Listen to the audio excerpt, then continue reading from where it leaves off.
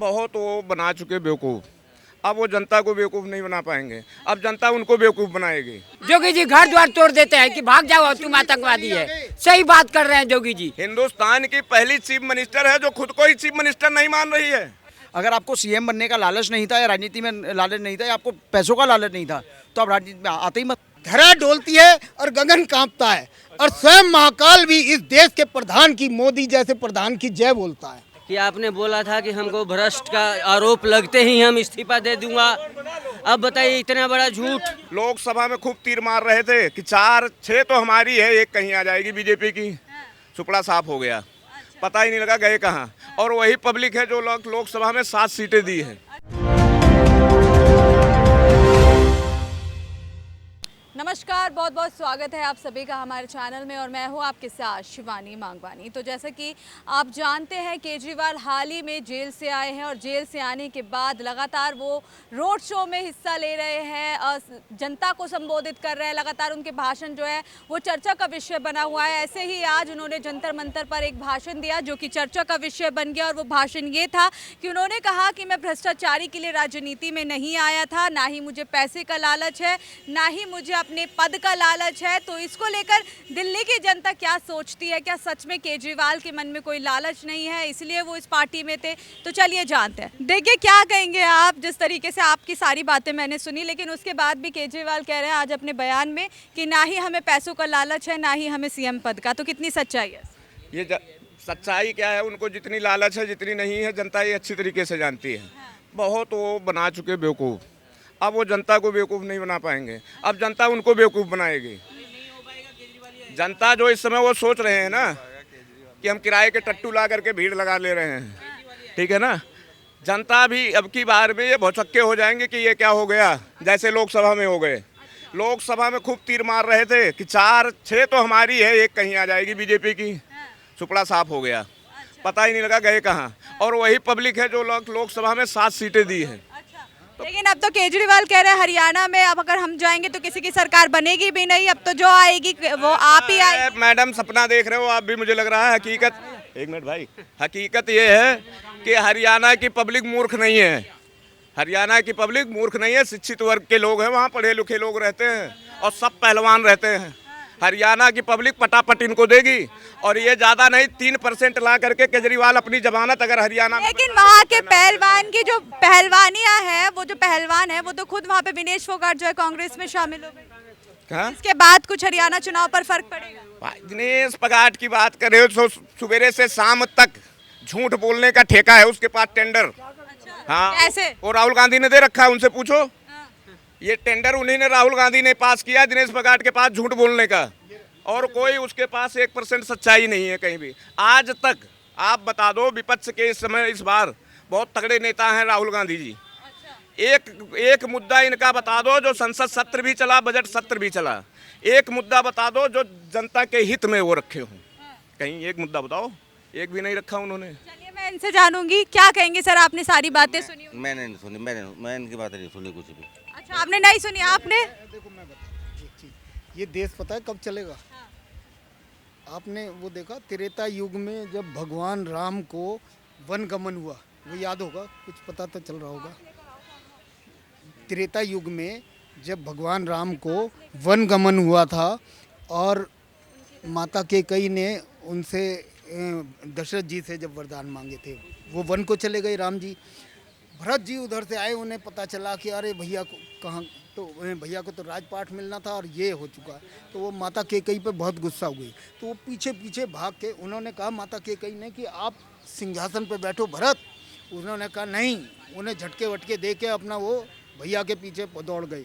तो जंगल में जब पहुँचे और राम जी से वो भेंट हुई उनकी, तो राम जी को कहा कि भैया मैं इतना बड़ा शासन काल कैसे चला पाऊँगा, आप चलिए, आप ही उस सिंहासन के योग्य हैं। मुद्दे पर आइए। मुद्दे पर ही आ रहा हूँ, सुनिए।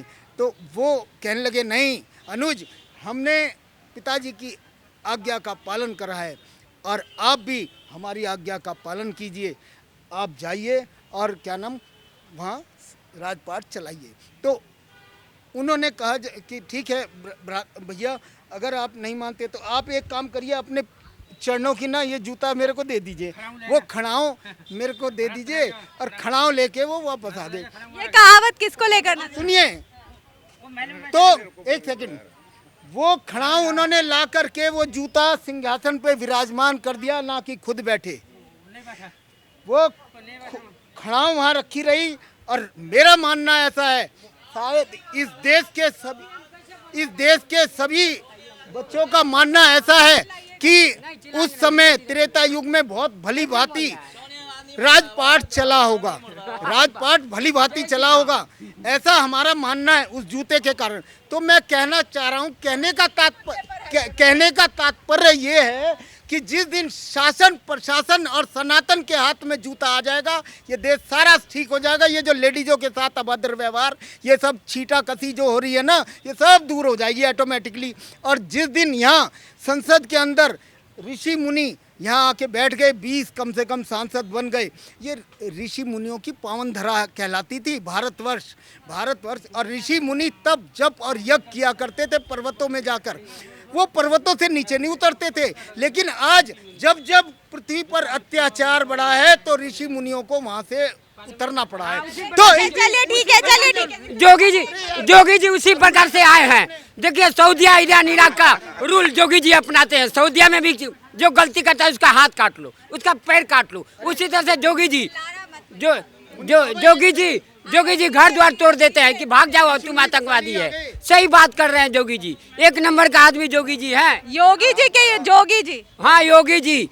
योगी देखिए राहुल गांधी को कैसे आप पीएम बनाएंगे, ये भी तो समझिए। अरे सुन तो कैसे बन जाएगा? अरे सुन तो, इनके कहने के मुताबिक जैसे इन्होंने बताया 20 मिनट का दिया, 20 ये बता दिया कि 20 साधु संत बिठा दो, तो फिर जितनी भी गाड़ी हैं ये ऑनलाइन मोबाइल सब सब बंद कर दो और बैलगाड़ियाँ चला लो, फिर अपने देश को आजाद से चलाओ, फिर कपड़े मत पहनो, पत्ते लपेट लो।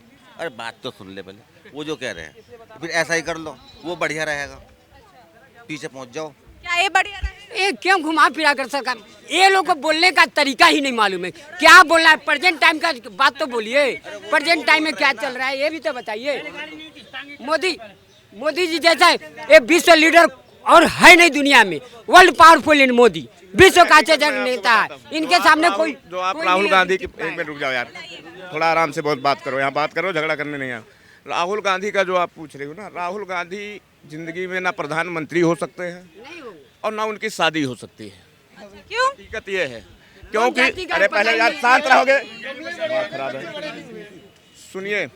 अबे चुप रहे भाई मेरे, अरे सुनो, आप इधर ध्यान दो, छोड़ो उनको। क्योंकि आपको याद होगा जब पूर्ण बहुमत में 10 साल पहले पूर्ण बहुमत में कांग्रेस की सरकार आई तो इनकी माता सोनिया गांधी जी ने इनकी जन्म कुंडली दिखवाई थी, और इनके जन्म कुंडली में कहीं भी, पंडित जी ने स्पष्ट, इनके गुरु ने बताया था कि कहीं भी इनके जन्म कुंडली में एक भी प्रश्न ये नहीं दिखाई दे रहा है। इनके किस्मत में ही, इनके जन्म कुंडली में ही प्रधानमंत्री की कुर्सी नहीं है। अब राजीव गांधी के सुनो, जो बनेंगे रटे हुए, सुनो पहले, हम बता तो रहे हैं बनेंगे, वही बात तो बता रहा हूँ। दूसरी चीज, इसीलिए मनमोहन सिंह को सोनिया गांधी ने मजबूरी में प्रधानमंत्री बनाया था। मनमोहन सिंह सुनो, एक पढ़े लिखे शिक्षित वर्ग के थे, लेकिन उनको सोनिया गांधी जो कुछ करना भी सही काम करना चाहता था उसको करने ही नहीं देती। वही हाल आज वही रिपीट किया है केजरीवाल साहब ने। आप हिंदुस्तान की पहली चीफ मिनिस्टर है, हिंदुस्तान की पहली चीफ मिनिस्टर है जो खुद को ही चीफ मिनिस्टर नहीं मान रही है। आप बताओ, जब से इनकी घोषणा हुआ, इनका नाम आया आशी जी का, कहीं भी इन्होंने कहा हो कि मैं चीफ मिनिस्टर का शपथ लूंगी? ये भी यहाँ तक नहीं बोला। वो शुरू से ही यही कह रही हैं कि केजरीवाल पहले भी थे, आज भी हैं और फिर रहेंगे। तो ये कौन सा भाषा, जब तुम अपने आप को चीफ मिनिस्टर ही नहीं मान रही हो तो क्या करोगी तुम? कहीं ना कहीं उनको ये मालूम है कि ये पद मुझे लौटाना है, बहुत लौटाना है, यही बात। इसीलिए तो कह रहा हूँ, मैं अपनी जबान नहीं, मैं आशी जी की ही बताई हुई, उन्हीं की जबान से कही हुई बात बता रहा हूँ। दूसरी चीज, आशी जी ने अपने बाप का इस तरीके से पैर नहीं छुआ होगा, जिसने पाल पोस करके इतना बड़ा किया, इस लायक किया, जो केजरीवाल का छू रही हैं। कभी छुआ था उन्होंने? अपने पति का भी नहीं छुआ होगा इस तरीके से, किसी का नहीं, अपने से बड़ों का, केवल कुर्सी की लालच। देखिए आपसे मैं जानना चाहूंगी, क्या नाम है आपका? संदीप वशिष्ठ। अच्छा, देखिए केजरीवाल ने आज बयान दिया और बोला कि ना ही मुझे पैसों का लालच है, ना ही सीएम पद का लालच है, और मैं राजनीति में भ्रष्टाचार करने के लिए नहीं आया था। इस पर आप क्या कहेंगे? तो फंसे क्यों? हुआ कैसे? कह रहे हो तो झूठा आरोप है। झूठा आरोप लगाया किसने था? भाजपा ने तो लगाया नहीं। लगाया किसने था? अजय माकन, जो कांग्रेस का है। और आप उसी की गोद में जाके बैठ के क्यों बैठे भाई? आपको ऐसी क्या जरूरत पड़ी? अगर आपको सीएम बनने का लालच नहीं था, या राजनीति में लालच नहीं था, या आपको पैसों का लालच नहीं था, तो आप राजनीति में आते ही मत।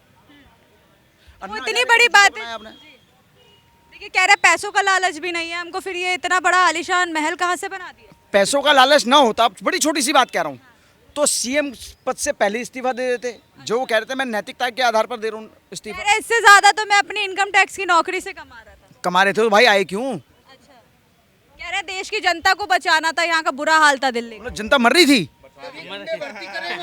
जनता मर रही थी। मतलब तुम्हारे टाइम में कितने लोग मरे, दंगे कितने हुए, वो मरे नहीं। अच्छा, तुम बचाने आए थे, मारने आए थे। शराब घोटाले में मारने आए थे ना। कैसे गलत बोल रहे भैया, दिल्ली का लायन ऑर्डर तो सेंटर के हाथ में है, तो दंगों की जिम्मेदारी अरविंद केजरीवाल पे आप कैसे डालेंगे? दंगों की जिम्मेदारी जो है आप दिल्ली सरकार पे कैसे डालेंगे? कल राघव चड्ढा ने प्रेस कॉन्फ्रेंस किया था। उन्होंने कहा केजरीवाल बेघर हो गए हैं ना, उनके पास घर नहीं है। उनकी वाइफ जो है आईएएस थी, वो खुद ही थे। दोनों लोग बताओ, उनके पास बेचारे का घर नहीं, कहाँ जाएंगे, कहाँ रहेंगे? ये चिंता वाली बात है, चिंता वाली बात है। केजरीवाल, खेद है हमको, केजरीवाल के पास रहने के लिए घर नहीं है, क्योंकि कल बेचारे कॉन्फ्रेंस किए, प्रेस कॉन्फ्रेंस में बताए केजरीवाल अब अनाथ हो गए हैं। हाँ, अनाथ हो गए, उनके पास घर नहीं, कहाँ जाएंगे? कैसे हो गए यार? अरे सुन तो लो यार पूरी बात। वो कहता है मैं हरियाणा में जाता, हरियाणा में का बेटा हूँ, दिल्ली का बेटा, दिल्ली पंजाब का बेटा, पे कितने बाप है तेरे भाई? ठीक वैसे जैसे मोदी जी कहते हैं मैं पठान का बच्चा हूँ। सुनिए, जैसे मोदी जी कहते हैं कि मैं पठान का, अरे सुनो भाई, कहते हैं मैं पठान का बच्चा हूँ, मुझे गंगा माँ ने बुलाया है, मैं बंगाल का हूँ, तो उसमें अगर अरविंद केजरीवाल ने दिल्ली हरियाणा कर दिया तो उसमें क्या प्रॉब्लम है? क्या प्रॉब्लम है? उन्होंने माँ बनाया, बाप नहीं बनाए इतने सारे। अरे मोदी जी बोले मैं पठान का बच्चा हूँ, इससे बड़ी बात क्या होगी? अब बाप पठान होता है कि माँ? अरे मैं बताऊं, देखो ये एक चीज देखो, हम प्रधान के बारे में बताते हैं। एक मिनट, 10 मिनट, हम प्रधान के बारे में बताते। प्रधान देखो, हमारे देश का प्रधान है, अमेरिका का प्रधान। लेकिन ये देखो, ये धरा है, धरा डोलती है और गगन कांपता है, और स्वयं महाकाल भी इस देश के प्रधान की, मोदी जैसे प्रधान की जय बोलता है। सुनो, 100 की एक बात, ऐसा प्रधान। ये क्या तमाशा चल, ये इंसान की तुलना भगवान से नहीं की जा सकती है। सही चीज तो यही है। अब मेरी बात सुनो, भगवान किसी ने देखा है? अल्लाह अकबर, कोई भगवान किसी ने देखा है तो मुझे बता दो। वो इंसान बताओ जिसने भगवान देखा है। लेकिन ऐसा नहीं है, अभी भारत की दीवार, भारतवर्ष की दीवारें अभी अटूट नहीं रही हैं, और दिल्ली की जनता सब समझती है वो अटूट नहीं है। क्या नाम, भगवान कुछ तो तंत्र है, भगवान किसी के नहीं, किसी के भगवान किसी के रूप में नहीं। भारत की दीवारें मजबूत हैं तो फिर चाइना क्यों घुस रहा है अंदर? कहाँ घुसा इनको पता ही नहीं है। चाइना घुस गया, कहीं नहीं घुसा। कहने का मतलब सब के सब देखिए कितना बड़ा अभी बिल्डिंग देखे आपने, ये जो केजरीवाल ने बनाया है 52 करोड़ का, इसको पता नहीं। सब कोई मर रहा था उस कोरोना काल में, और बात कर रहे हैं कि केजरीवाल ने बहुत अच्छा काम किया। ऐसे ऐसे देखिए सपोर्टर कैसे कैसे पहुंच गए ना, लड़ने के लिए भिड़ने के लिए तैयार हो जाते हैं यहाँ पर। तो कहने का मतलब ये कुछ नहीं है, केजरीवाल ने बहुत बड़ा गेम खेलना, ये सेकेंड ड्रामा इसको बोलते हैं, सेकेंड ड्रामा। इस सेकेंड ड्रामा को इसने फिर से चालू कर दिया कि दिल्ली के जनता को फिर से मोह लूं। लेकिन दिल्ली की जनता जान गई है। इन्होंने बोला था कि हमको अगर बाहर रखना चाहते हो तो चुनाव दे करके हमको बता देना कि हम बाहर आ जाएं। देखिए अब तो दिल्ली की जनता छोड़ हरियाणा पहुंच गए हैं। अरे वो कुछ नहीं होने वाला है, इनका बस सेवा समाप्त है, केजरीवाल का सेवा समाप्त है। और सब जनता जानती है, हरियाणा पंजाब हर जगह के सेवा जनता जानना शुरू, समझदार हो गई है जनता। अभी एक भाई कह रहे थे कि ये सीएम ही नहीं पीएम बनने के लायक भी है केजरीवाल। ऐसा कुछ नहीं है। पीएम, एक बात बताइए कि आपने बोला था कि हमको भ्रष्ट का आरोप लगते ही हम इस्तीफा दे दूंगा। अब बताइए, इतना बड़ा झूठ कहने का मतलब इन्होंने इस्तीफा पावरलेस होने के बाद दिया, क्या फायदा हुआ बताओ? आपकी इतनी बड़ी बेइज्जती हो गई, बताओ। आप एक सच्चा ईमानदार नेता थे ना, कहाँ गई ईमानदारी का वो नाटक? तो ये सेकेंड नाटक, इनका सेकेंड ड्रामा स्टार्ट हो गया है और कुछ नहीं है। मैं यही कहना चाहता हूँ। चलिए, बहुत बहुत शुक्रिया। तो देखिए, आपने देखा दिल्ली की जनता से हमने जाना कि जो आज केजरीवाल ने जंतर मंतर पर अपना बयान दिया कि ना मुझे पैसों का लालच है, ना ही सीएम पद का लालच है। साथ ही उन्होंने बोला कि मैं भ्रष्टाचारी करने के लिए राजनीति में नहीं आया था। तो ये बयान जो है उनका सुर्खियों में छाया, जिसको लेकर हमने दिल्ली की जनता से बात की। अब उनकी बातों से आप कितना सहमत है, जो कि जनता ने अपनी राय रखी, इसको लेकर आपका क्या कहना, कमेंट बॉक्स में ज़रूर बताएं। तो इस वीडियो में बस इतना ही। बने रहे हमारे चैनल के साथ। मैं शिवानी मांगवानी, कैमरामैन मोहित के साथ।